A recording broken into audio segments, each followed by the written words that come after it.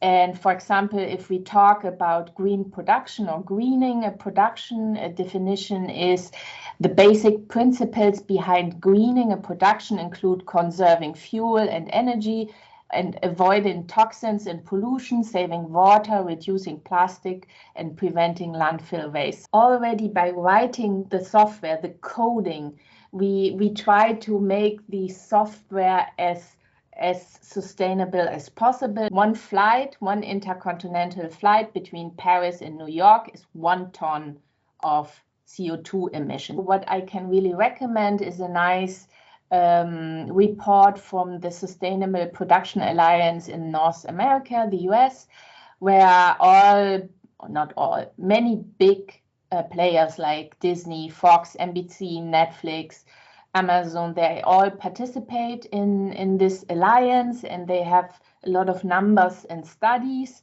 Film productions range from 3,000 tons for the blockbusters to around 400 tons for the small productions. Film University needs between 25,000 and 50,000 growing trees for an absorption of our CO2 production. Starting in North America, we have the Green Production Guide. In Italy, Green Film, Film Group, they also published guidelines. In Germany, we have Green Shooting.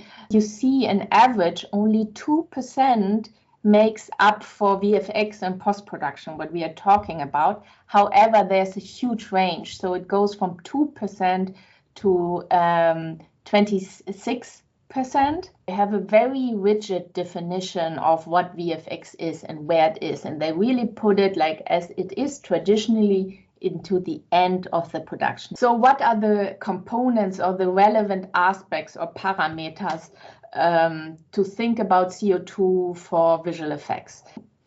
So hardware usage, type of energy used in external services is what is currently mainly represented. But for certain funding, and in Germany, film production is heavily funded or is heavily based on funding, getting public funding, you have to give them a CO2 budget of a production. So intuitively, you might say with this calculator, hey, let's not do GPU winnowing. Because that's so much worse. What's not considered here, and this is of course very complex, GPU rendering is much faster than CPU rendering. But I hear a lot when I ask in the industry, it's like we are using green energy, so all is good. And they are actually supported by these calculators to think so, because they are just referring to the usage of the hardware.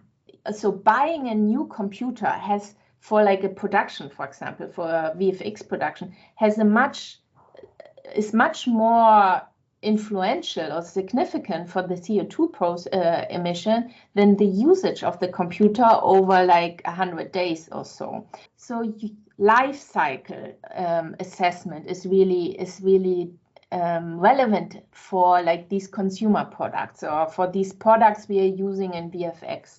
The storage system can be between 4,000, so 4 tons CO2, up until 226. So there is a huge range between how you use the hardware. So you see, it's really, really difficult.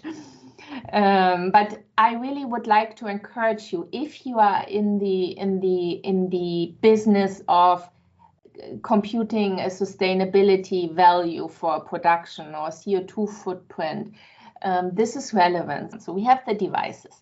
Then we have to consider the CO2 footprint of the communication networks we are using. So how are we sending data, for example, to our backup storage?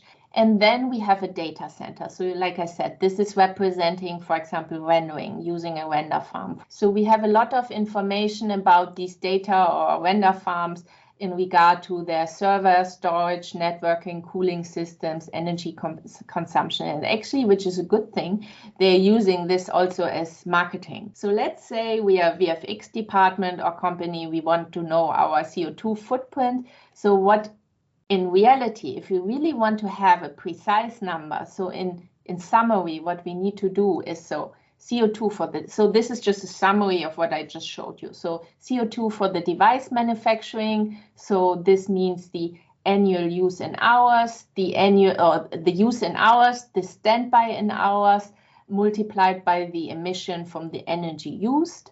Similar, we need the emissions from the data transfer multiplied by the emission used, the emission from the energy used, and we need to have these values from our data centers or render farms used. But so if you would compute this, you would have a fairly accurate billing or costs, CO2 costs per year. So maybe breaking it down a little bit more practical, what you can look out for is, yeah, like I said, hardware specifications, having maybe in your company or in your team rules for acquisition, updating and disposal, define maybe rules for your company, when is it okay to buy something new and when not, and where does your stuff go. Make sure that you compute both usage hours and standby hours. I think about resource sharing, try to avoid idle times, and with that buying more hardware, but maybe using the hardware you have more smartly. Look, of course, at the energy used, of course. So I'm not saying that this is not relevant, but it's not enough. And like I said, I hear this all the time, that companies tell me it's fine, we're using green energy. And if you use services, you as a consumer can of course put pressure on really asking for CO2 numbers and footprints from the services you are using. I wanted to ask if you maybe have like a recommendation for these render farms. Is there anything here in Germany that would be really recommendable to use, or how do you find out? I was really underwhelmed by the information I could find. So basically, there was almost none. So thank you, Lina. It was a pleasure to host you during our meeting, and we have your email, so we will be in touch. Thank you. Bye. Thank you. Have a nice afternoon.